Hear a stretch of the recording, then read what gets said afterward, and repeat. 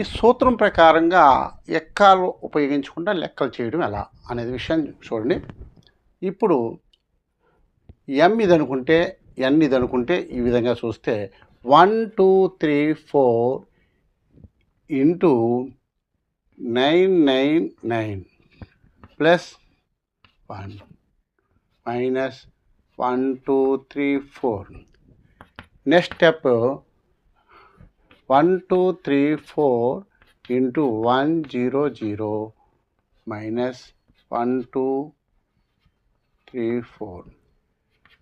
Therefore 1 2 3 4 0 0 0 minus 1 2 3 4. Next minus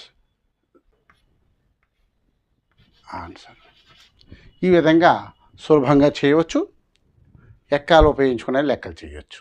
very good, thank you.